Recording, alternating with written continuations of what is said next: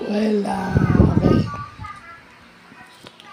Um, so, nakita natin yung ipapalabas mamaya na parang tumatapang na itong si Dustin.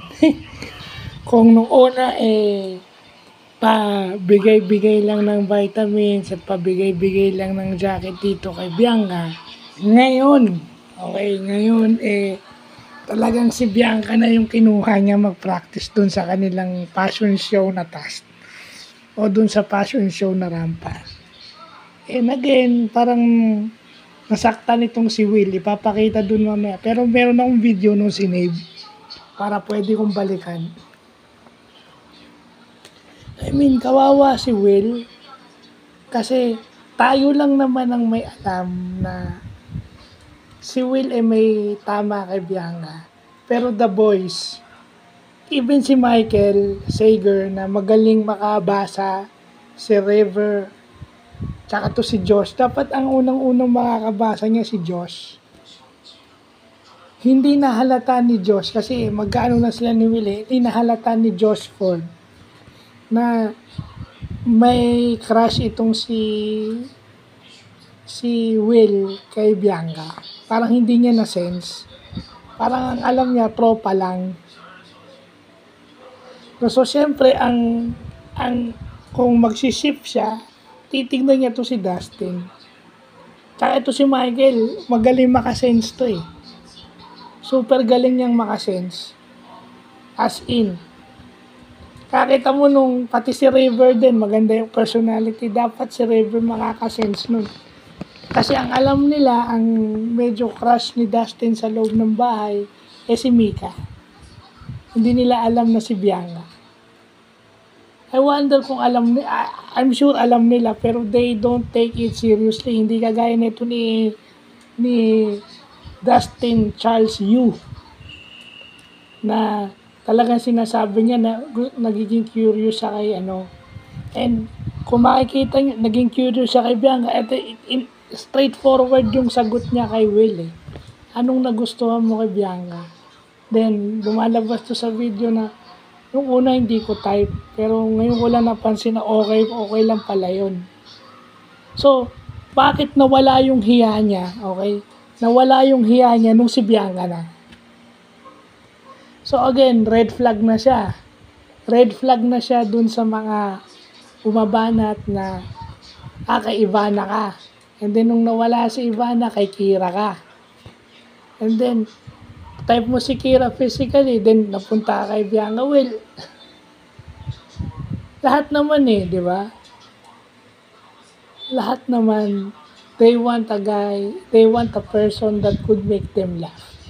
Siguro si Bianca yung may ganun. Kasi bukod sa maganda na siya yung cowboy na pwede mong kausapin anytime. So, kung red flag na siya sa karamihan dahil nga paiba-iba siya ng crush, baka nga daw pag may pumasok na ibang housemate, crush na naman ito. Well, red flag ka kasi paiba-iba ka ng gusto, pero single siya Single siya. Pero baka kasi hanggang dun lang yan sa loob ng bahay. So, dun sa mga nagsisip ng Dasvana, Kirtin, ngayon,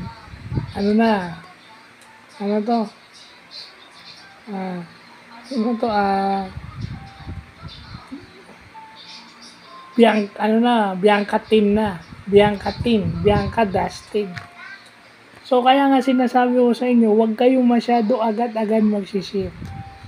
Kasi in an environment, confined environment, nag-iiba yung perspective ng tao. Kasi sila yung magkakasama.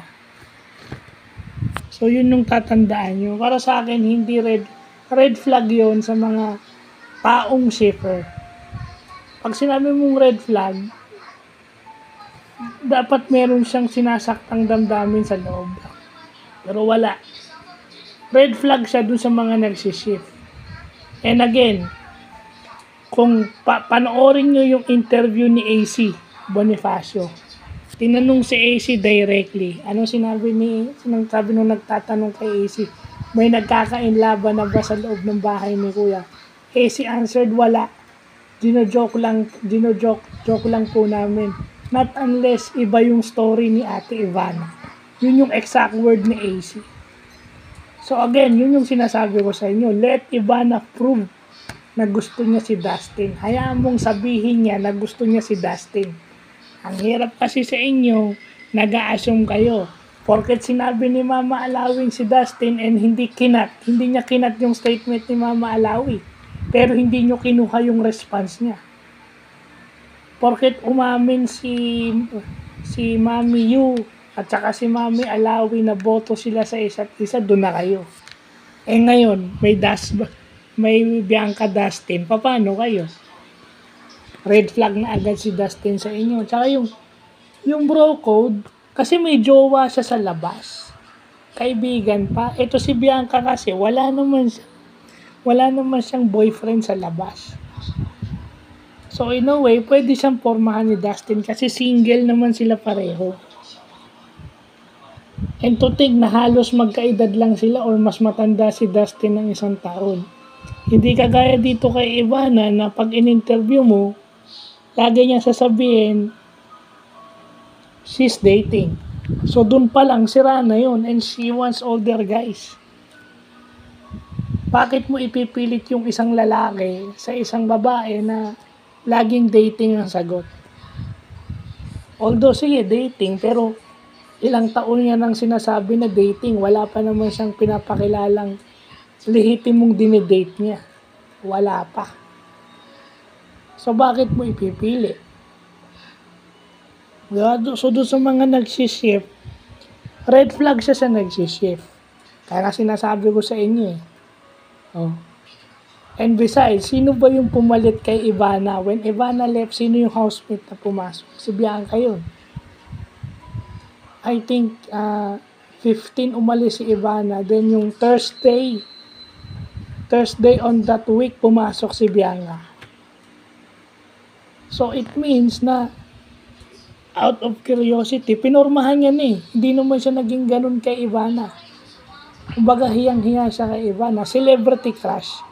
Pero iba yung pagka yung uma-action ka na. Kumbaga natatago na yung hiya mo. Nawawala yung hiya eh. How could you ship a single guy na galing sa isang 8 years relationship, isi-ship mo sa isang babae na laging sagot dating? At saka house guest lang siya eh. House guest lang siya. Hindi natin alam kung babalik pa siya. Kaya nga maraming nag-iingay na bumalik daw siya sa bahay ni Kuya. We don't know. We don't know kung siya ba yung isa ba siya dun sa hindi na siya house guest eh. Isa na siya dun sa final 2 housemates na papasok. No? Yun na nga yung sinasabi, di ba si Clarice, aside from Clarice admitting na siya ay isang bi, which is good for her, wala naman problema dun. Sinasabi ni Clarice na isa sa mga anxiety niya ay yung nagdadialysis niyang mama. Nakasama ng partner niya ngayon. So, ilagay natin yung favorites ni Ivana. Kaya siguro sinasabi niya, maganda pa ba ako, sexy pa ba ako? Well, kung makikita nyo, she is doing that with her sister Mona. Ganun siya maglambing sa kapatid niya. Yung sinabi niya kay Esnir, kung nasa labas siya, si Mona ang kausap niya ng araw na yun. Because sometimes being in the house, maraming tumatakbo sa isip mo. At kagaya nun, nakakapagsabi ka ng mga salitang out of emotional outburst. At wala naman tao na dumadating yung punto na tao na sa punto na bumababa yung self-esteem mo. Dumadating yan. Moment yan eh. Moment yan. Moment. Talagang may time na low ka talaga, emotionally, nawawalan ka ng self-confidence. Yung sinabi niya, yung tinanong niya kay Isnir, parang sasabihin nyo nagseselos. Yan, tignan nyo ngayon. May manifestation ba sa labas except dun sa vlog collaboration? Wala. Ang kinonfirm lang niya is yung vlog collaboration. Pero nung tinanong ni Mama Alawi kung nasa PBB ba, si Kuya ang sinagot niya. Never siyang nag-mention ng isang name. So abangan nyo na lang kung anong mangyayari dito sa Dasby. Kung anong magiging plot twist nito. If ever babalik si Ivana, well, saka na natin pwede sabihin red flag si Dustin. Kasi sino dun yung pipiliin niya? Totoo namang red flag yon, pero in terms of being single, hindi. Boundary yun. Kasi oo nga naman, di ba? Ba't pa iba-iba ka ng crush?